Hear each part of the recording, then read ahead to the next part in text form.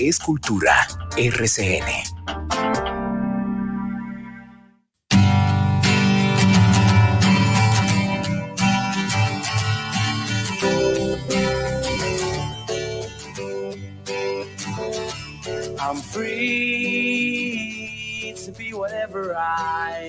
Bueno, Cristian, y tenemos la fortuna de tener aquí en cabina a un invitado muy importante. Ha pasado por los micrófonos de Cultura RCN varias veces, pero no había venido aquí, además, un domingo a estar con nosotros, y es nada más y nada menos que el jefe de esta cartera, Juan David Correa, que es el ministro de Cultura. Ministro, gracias por estar aquí con nosotros. Andrea, Cristian, gracias por la invitación. Siempre es bueno estar un domingo hablando de cultura. Además, porque usted tiene un recorrido muy extenso por el mundo cultural. Arcadia, El Espectador, corresponsal en París, ¿no? Con El Espectador. También trabajó en Planeta, fue editor, literato, mejor dicho, usted ha hecho de todo. ¿Qué le falta? Uy, me falta un montón de cosas, Andrea. ¿Radio? ¿Ha hecho radio? Me encanta la radio y he hecho radio, hice unos podcasts, tuve un pequeño programa en la Universidad Jorge Tadeo Lozano, en la emisora de la Tadeo. Pero es una frustración, la verdad, a mí me encantaría hacer radio. Es una de las películas que a mí me marcaron mi educación sentimental, se llama Suban el volumen, que es la historia, no sé si ustedes la han visto, es con Christian Slater, es una película de los años 80, véanla por favor, es una película bellísima sobre un muchacho que a los 15 años decide fundar una emisora clandestina en la guardilla de su casa en un pequeño suburbio en Estados Unidos.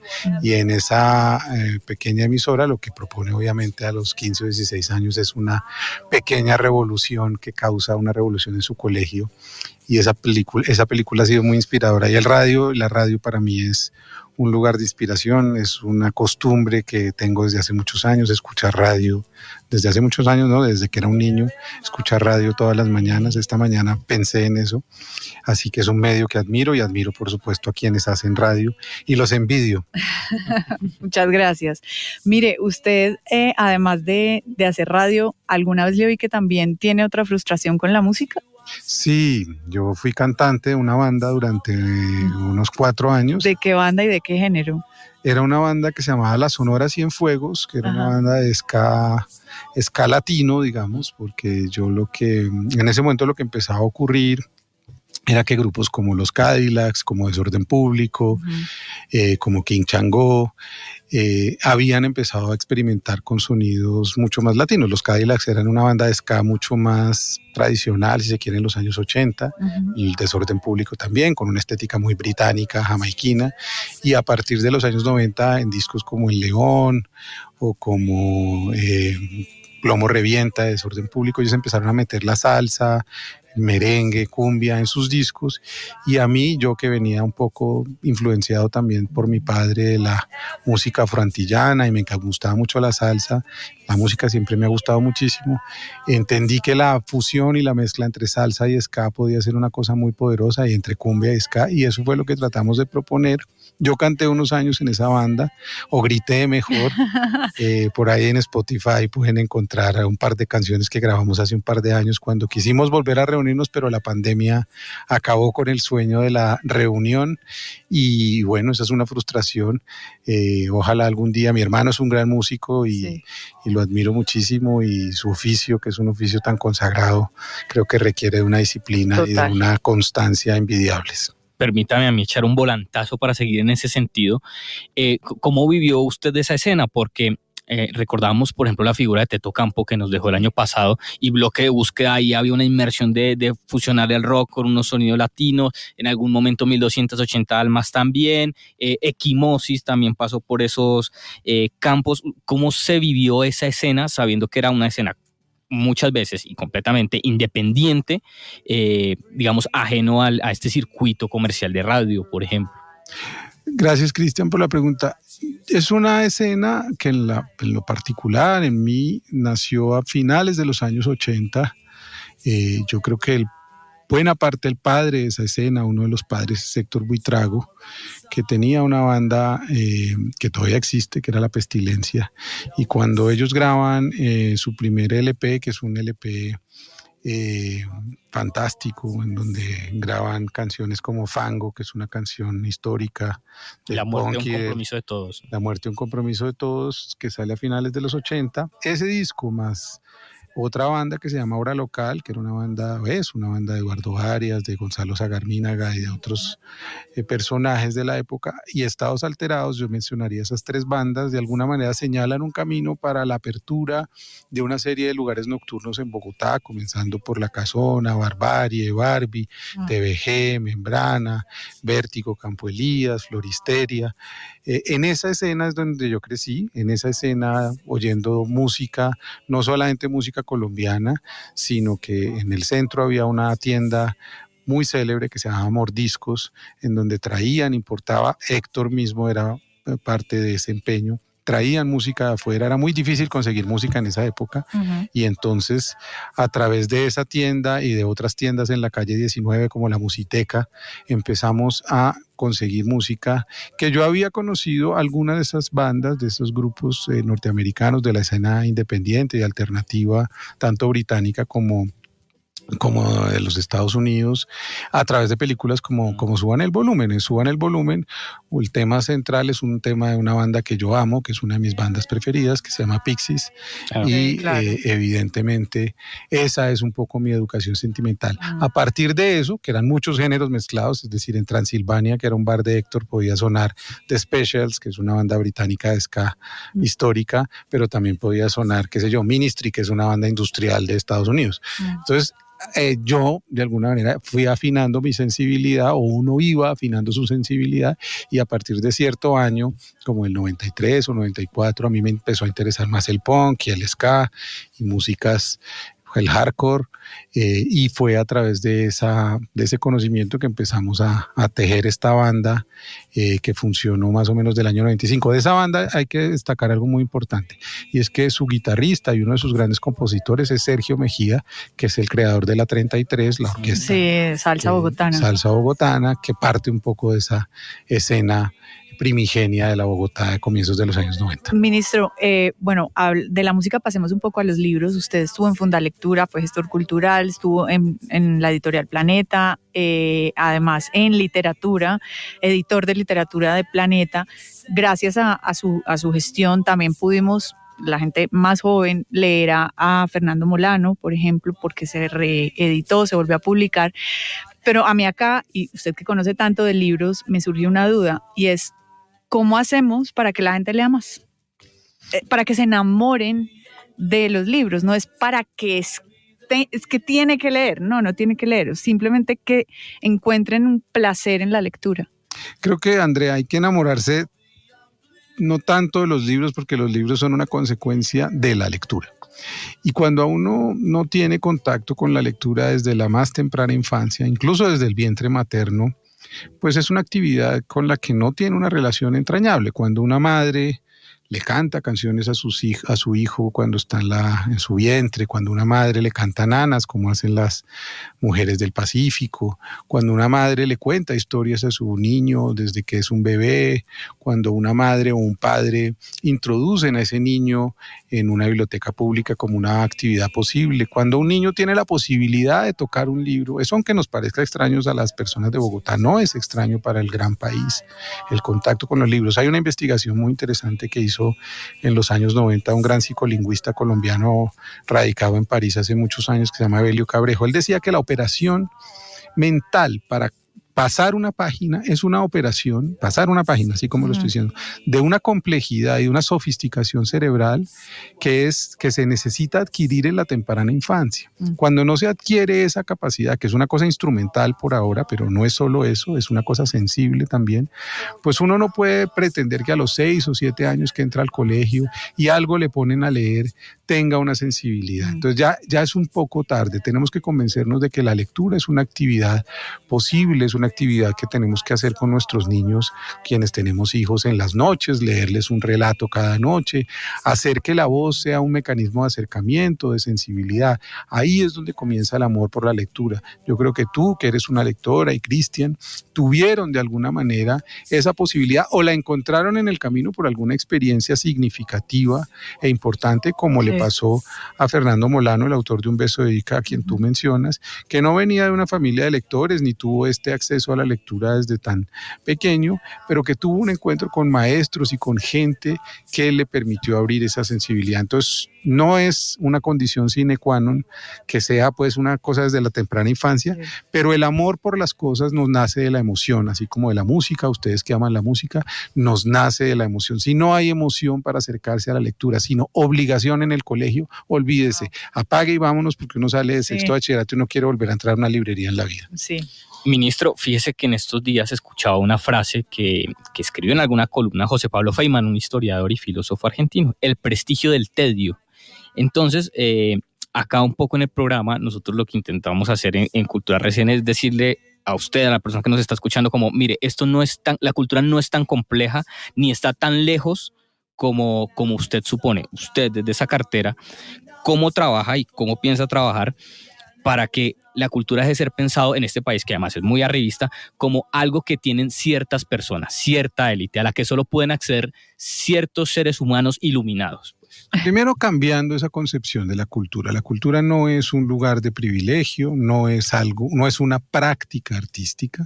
La cultura no es el ballet, la pintura, los museos. Eso hace parte del ecosistema, digamos, de las prácticas artísticas y culturales que la sociedad y la modernidad y las civilizaciones han creado.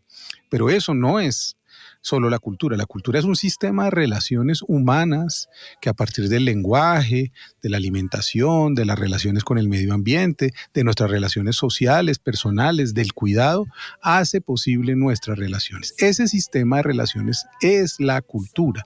La gente tiene que empezar a entender que ese cambio de mentalidad que necesitamos vivir en Colombia es un cambio sobre todo cultural. ¿Por qué digo esto?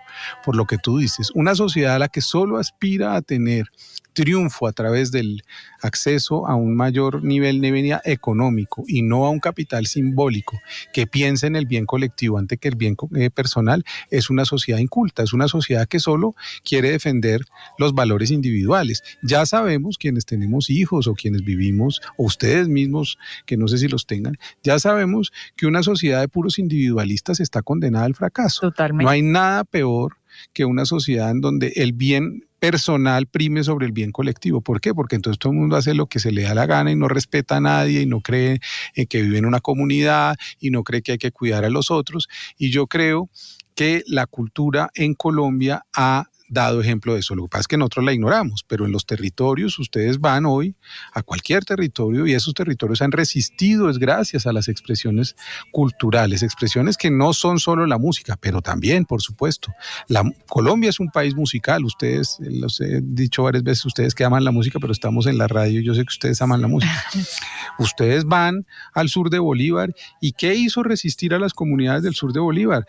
Los cantos funerarios, la posibilidad de velar a esos muertos arrasados por su violencia. A través del canto pudieron mantener una memoria que no se hubiera mantenido de otra manera. ¿Por qué? Porque fueron desplazados, fueron masacrados, fueron extraídos y desarraigados de sus lugares de origen. ¿Cómo se mantuvo ese sentimiento de pertenencia y cómo puede volver la gente a Cantagallo o a cualquier municipio del sur de Bolívar hoy? Gracias a la cultura, gracias a que reconoce un sistema colectivo compartido de sensibilidad. Esa es la cultura y a eso tenemos que apelar en Colombia para que deje de ser simplemente una idea peregrina de que la cultura es el Teatro Colón en el centro de Bogotá y pare de contar. Sí. Ministro, ¿usted cómo ve, a propósito de esas expresiones culturales que son propias de ciertos territorios, de ciertos grupos humanos en Colombia, que es un país de países además, el dilema de la apropiación cultural? Yo creo que es un dilema que empezó a discutirse en los años 90 a partir de una serie de fenómenos que empezaban a ocurrir en ese momento, como el fenómeno de lo que se llamó música del mundo, y ha habido discusiones sobre cuáles son las tensiones coloniales que eso supone. Por decir cualquier cosa, Peter Gabriel, creador de Genesis, creó un sello de música fantástico que se llamaba Real World para grabar músicos del mundo en ese sello.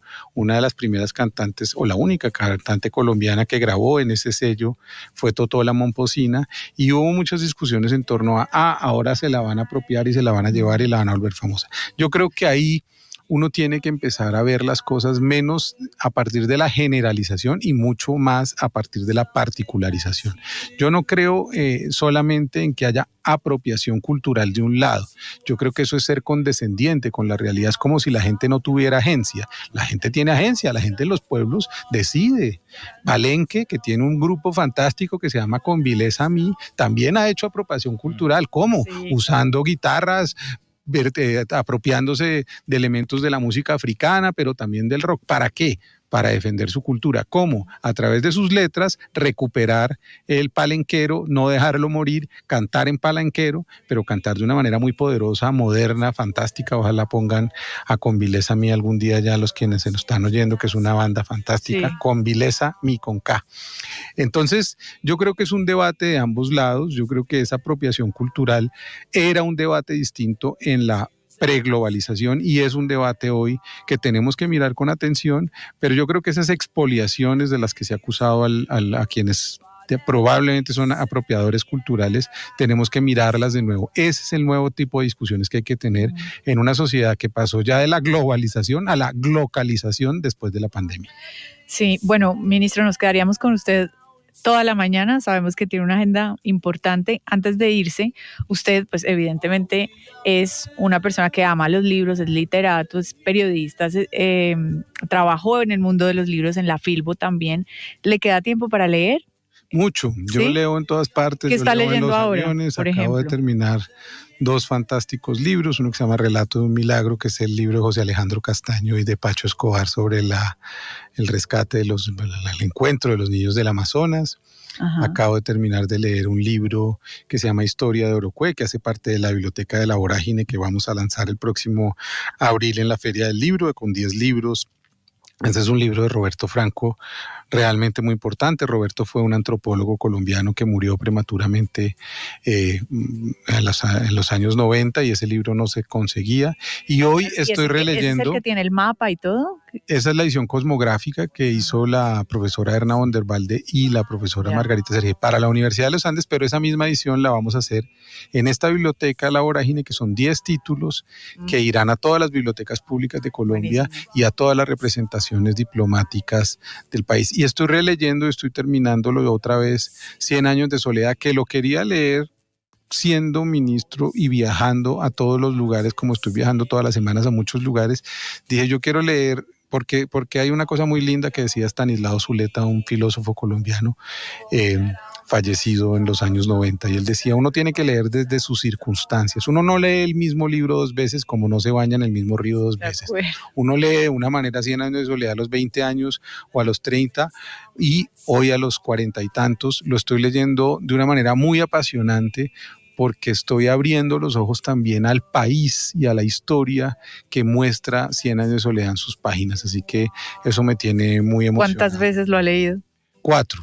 Esta es la cuarta. Esta es la cuarta. Y las 4 veces ha encontrado... O sea, la primera muy mal, porque fue una lectura obligada en el colegio, la detesté. La segunda un poco mejor, porque fue en la universidad, en un seminario del profesor Manuel Hernández. Yo estudié literatura y la disfruté muchísimo, pero todavía era una lectura mucho más fragmentada, porque eso son lecturas académicas que son distintas. La tercera, cuando me fui de viaje y desde París la leí con cierta nostalgia, me leí todo García Márquez allá, pero fue una lectura un poco más melancólica, y hoy es una lectura muy emocionada porque encuentro la luz y la potencia del lenguaje en los viajes que estoy haciendo y en las imágenes que García Márquez nos regala en esa maravillosa novela. O sea, que es su novela de García Márquez. No, mi novela de García Márquez es El amor en los tiempos de acuerdo, sí, a mí me pasa lo mismo. Pero pensé, ¿y cuántas veces la ha leído? ¿También varias? El amor, muchas, sí, varias. Bueno. ¿Y usted, Solano, ya se la leyó? Sí, todavía estoy yo deconstruyéndome de lo académico, ¿no? Que esa obligación, De la obligación. colegial de ahí. Sí, sí. Entonces, Cristian, con eso me despido, hay que encontrar una clave para volver a leer. Bueno, Tienes que encontrar algo que realmente te guste y nada es menor. Sí, hay lectores, hay libros y hay lecturas para todo el mundo. Lo que no hay muy frecuentemente, y eso por eso nos hacen falta espacios como este, es quien nos los recomiende y quien nos los ponga en las manos o ante los ojos. Ministro, muchas gracias por estar aquí. Andrea, gracias, y Cristian, y a los oyentes, por supuesto. Juan David Correa es el ministro de las Culturas, las Artes y los Saberes de Colombia, es el nombre completo, y estuvo aquí con nosotros hoy en Cultura RCN.